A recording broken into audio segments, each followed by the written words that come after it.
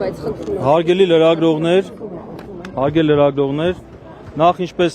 գիտեք, այսօր փաստորեն դատավարությունը եւ վեհապար հայրապետին եւ սրբազան հայրերին մեղադրում են իրենց կանոնական լիազորությունների իրականացման հարցում։ Այսինքն պետությունը իդեմս քննչական մարմնի դատախազության եւ դատարանի ներխուժել է եկեղեցու ներքին կյանք։ Սա արգելված է ինչպես օրենքներով, այնպես էլ միջազգային իրավունքով։ Հիմա ինչևից է ունենք այս ամոթալի իրավիճակը, որտեղ մենք այսօր գտնվում ենք։ Այսօրվա դատական նիստի հետ կապված տեղեկացնեմ ինչ տեղի ունեցավ։ Ուրեմն ինչպես գիտեք, սկզբնական փուլում քննարկվում է դատավորի բացարկի եւ ինքնաբացարկի հարցը։ Դատավորը ինքնաբացարկ հայտնեց, հրաժարվեց այս գործը քննելուց։ Հակոբ Մանուկյան հրաժարվեց, ըստ էության դատավորը նաև հանդիսացել է փաստաբան, ես այլ մանրամասներ չեմ ներկայացնի, այնք ասեմ ինչ որ նաև հայտնի է, նա հանդիսացել է փաստաբան եւ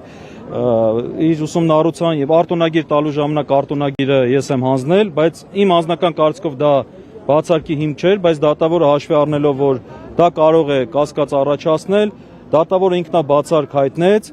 Ես բոլոր դեպքերում դատավորի այս քայլը ողջունում եմ այն տեսակետից, որ ըստ էության նա հրաժարվեց մաս կազմել այս ամոթալի գործընթացի։ Այս առումով ես ողջունում եմ իր քայլը, չնայած իրավական առումով նաև կարող էր բացարկ չհայտնել, որովհետև բազմաթիվ փաստաբաններ, որոնք ստացել են արտոնագիր, որոնք աշխատում են դատախազ դատավոր, դա որևէ կերպ չի խանգարում, որ իրենք իրենց ծառայական լիազորությունների մեջ կատարեն իրենց պարտականությունները, բայց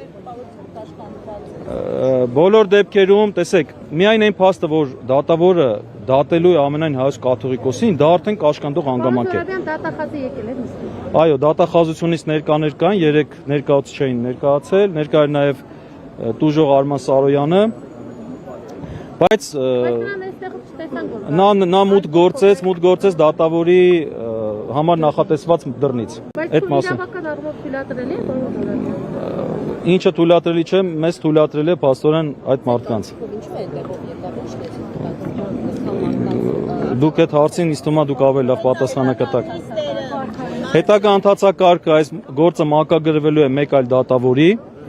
եւ դատավորը նորից նիստ է հրավիրելու, եթե բացարկի հիմքեր, ինքնաբացարկի հիմքեր չունենա, գործը քննելու է։ Այսքանը, մենք ընթացքում էլ առիթ կունենանք այս գործի մանրամասների մասին խոսելու այս ակնհայտ ապօրինի իրադարձությունները ներկայացնելու։ Հիմա քիչ հետո ամենայն հայոց կաթողիկոսներ դուրս գալու, թույլ տվեք, հա, այսքանով ավարտենք։ Չէ, հաջորդ նիստ էլ չկա, նոր դատավոր է նշանակվելու, այո, նոր դատավոր եւ դրանից հետո այսքանը։ Պարոն Զորաբյան, իսկ ձեզ կա այստեղ դատավոր, որը կարող է քննել, այսպես ասած իշխանության սրտի դատավորը եւ նրան կարող է մակագրվել եւ գործը մինչեւ վերջ տանել։ Գիտեք ինչ, վերջին 100 տարվա մեջ մեկ անգամ է նմանատիպ դեպք եղել, որը Խորեն Մուրադբեկյանի հետ կապված, երբ որ չեկիստները ուղղակի սպանել են